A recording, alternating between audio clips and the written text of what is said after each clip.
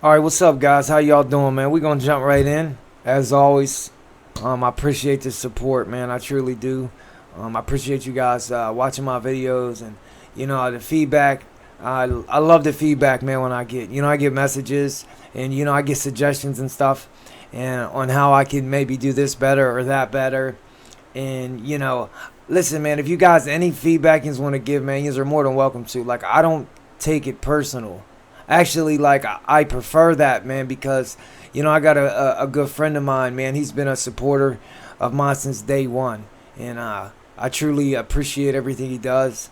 And he sent me some suggestions, man, and I'm gonna use them, man. I'm gonna run with it, man, because, like, they make a lot of sense. And sometimes it's hard to come up with a title, and I know sometimes the grammar might not be the best, but you know it is what it is. But I'm just trying to do my part, man. You guys can be part of this too, man. Like I said, you can email me, you can send me a message.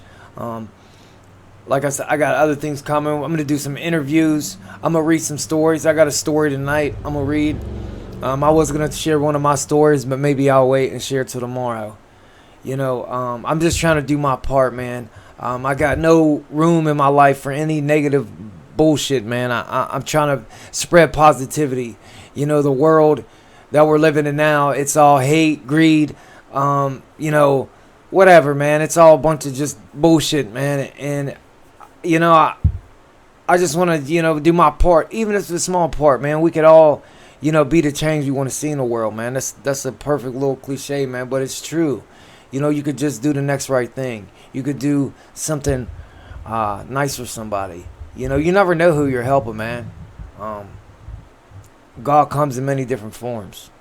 And, sometimes people need help, man. People's in a bad situation, man. If you're able to help them, man. That's my suggestions anyway. I just think if everybody helped the next person, the world would be such a amazing place, man. Where I know we're stuck on, gas prices and inflation and all this other shit. But at the end of the day, man, like, what are we going to do about it? Like, making Facebook posts is definitely not going to change the gas price. And I'm not coming at anybody, man, so please don't think that. It's just, I see that shit, man, and it gets depressing, man.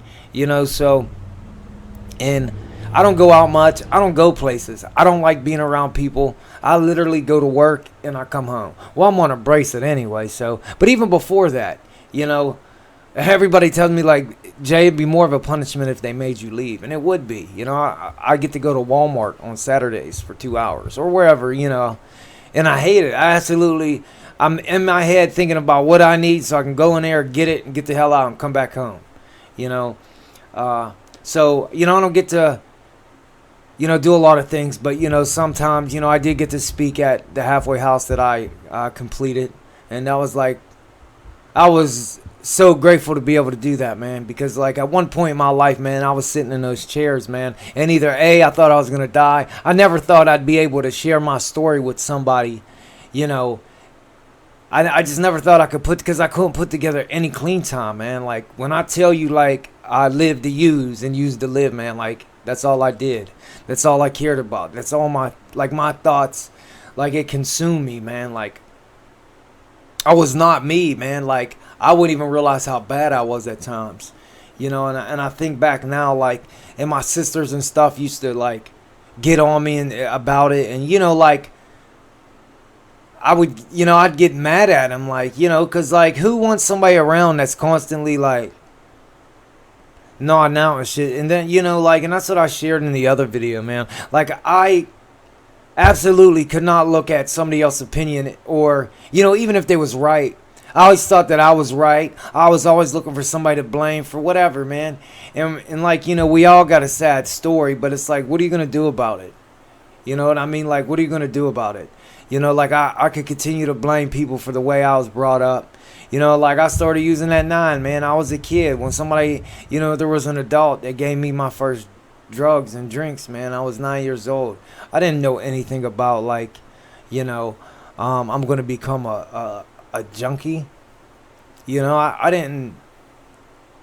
That wasn't what I aspired to be, But like once you start using, man, and you get wrapped up in that addiction, man, it's constant misery, man, and it's it's no way to live. It's day in and day out of the same thing, and you can never have enough, man. There's never enough, man, and I don't care, like, you know, like people see these celebrities and stuff, and like these people are multimillionaires and they look depressed, and a lot of them are drugs too, man.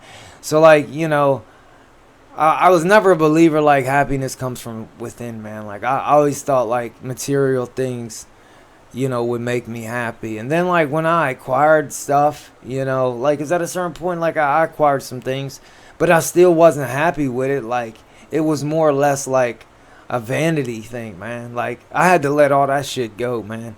And it was only by the grace of God, man, that I'm even here today. It's a miracle every day that I can get here on this computer and share some of my shit with you guys.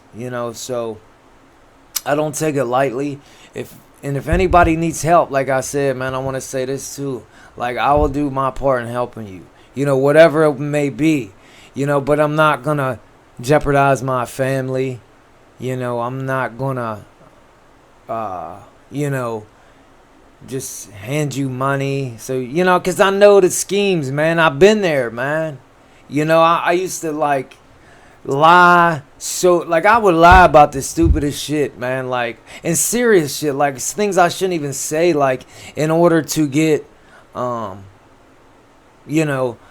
man, to get the next one. The last few nights, man, I've been having a lot of nightmares. Like, I have night terrors. Well, they went away for a long time, and I used to have them every night, and for a long, long time. And I think that was a part of, why I used too, man, because like when I used, I would go into like a coma state, and I would at least get some sleep, and like I wouldn't like wake up, freaking out, and but they're not as bad as they was. And a big part of that is like having God in my life today, and I don't take the meds that I was on. I was on, I think, something called excuse me, Perzocin or something. And but the last few nights, man, I've been having these dreams, well, more nightmares. But and I wanted to share on it, but I think like I'm gonna wait till tomorrow and I'll put that in a video or something. I've been trying to think out with part 4 too, with from a few videos ago, of like on a journey to becoming a father, because I think that's important too for guys. As guys, we get a bad rap, man. Like, and I'm not, like I said, this ain't a debate or nothing, man. So I don't want nobody to take it personally. I'm not trying to hurt anybody's feelings, but, there's a lot of dads out there, man, that are doing their thing, man. That are doing what they're supposed to do. That are taking care of their kids. That are handling the responsibilities, man. And, I feel like you guys don't get enough credit, man. So, like, for the guys out there, man, that's taking care of your kids, man, even if it's by yourself and doing what you're supposed to do, man, like, I salute you, man. Like, it's not easy. I'm new at it, and, I think I do a damn good job at it. Basically, I'm doing everything opposite of how I was raised. You know what I mean? Because, like, I know how I was raised was not the way. Like, growing up in my household, like I said before, man, we was hostages, including my mother, man. My mom was a hostage too, and I don't know, like, how she'll feel like me sharing some of this stuff. I might have to check with her, man. But at the end of the day, like, it's my part of my truth, man. But, I don't want to get nobody upset with some, the saying stuff. But it's what I went through, man, and it helped develop me who I am. But you know what? I always had a good heart. And the bad part about it, most addicts that I know have good hearts. Like, would literally give you the clothes off their back. Would literally do anything for anybody. And they're not. You're not a bad bad people, man. You're a sick person, man. And it's a shame. Like, a lot of people don't get to that realization. Like, like I had enough, and they start changing their life. Most of the time, they end up dying in it, especially. The heroin users, man, and because, they're making all that synthetic shit, man, people are dropping like flies. I just think about how many people that I know that died from this addiction, and I ran out of fingers and toes, and it's literally sad, man, because it could all be preventable, man. But you know, we just have to get out of our way. And you know, I don't know what the answer is, man. I don't have any answers, man. Like I said, I'm just on here. I want to share my story with people and let them know that you're not alone. You can get help. You could change your life.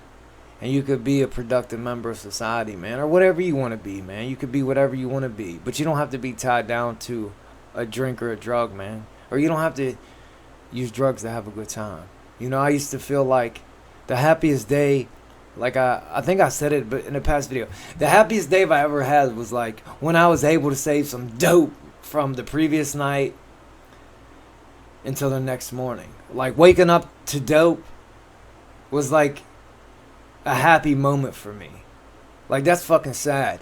You know, people, you know, getting married, you know, having kids, you know, going on vacation and shit. You know, I'm tied down to a bag of dope and a syringe, man. You know, and it was sad, man. And like I see people like they think they're happy in that life. They think they're content in it, man, and they're not. Like I can see the pain and the misery in their eyes, man. Like you can't hide it. You can't, you know, no matter what you say, like your eyes reveal everything, you know. And I just want to see people win. Everybody win, man. Like I just want to see people win. You know, God put it on my spirit to make these videos, man. So I'm doing it. And, you know, I'm going to continue to do it, you know. And I hope I reach as many people as I can, you know. If you enjoy these videos, great. I'm glad, you know. If not, that's okay too, you know. You could, whatever, man. You don't have to watch them. It's not, you know, somebody will see them that's going through it. Because, you know what, I remember searching YouTube when I would have bad nights, when I'd be like dope sick or like just when I was depressed, man, and I'd be looking for a video or something, and I'd find a video that just helped me, man, and it just gave me a little bit of comfort. You know, sometimes like being in that situation, we're just looking for a little bit of comfort. So with that being said, man, like I got this story I'm gonna share real quick, and then cut it close tonight. You know, I'm remodeling my kitchen, and maybe I'll put some pictures on here, let you see. I think it looks real good, you know, but everything I do I think's good, so, you know, it's all my opinion. But this is Alicia'S story. Alright. I'm hesitant to do this, but I want to share my story because I feel like it can help others. I started drinking and smoking pot when I was 15, a sophomore in high school. The first time I got drunk and smoked pot, something clicked in my brain. I felt great. Fast forward to 21. I worked with a group of people who not only drank but also used prescription pills, mostly opiates and benzos. My coworkers were often under the influence at work and they seemed to be having a great time. I figured why not do the same thing and avoid the mundane workday. Little did I know I'd end up heavily addicted to opiates, benzos, Adderall, basically anything else I can get my hands on. About 2 years went by of the cycle of drug seeking, physical withdrawals, relationship problems, and even a suicide attempt before I said enough. I hated who I was, hated how I felt, and I wanted to be a better person. I entered treatment in 2013, and while I only stayed 60 days to save my life. Today I am not perfect by any means, but I no longer need a pill to get out of bed. I wake up happy and excited about life. After my morning coffee, of course. I feel the same way, too, after my coffee, of course.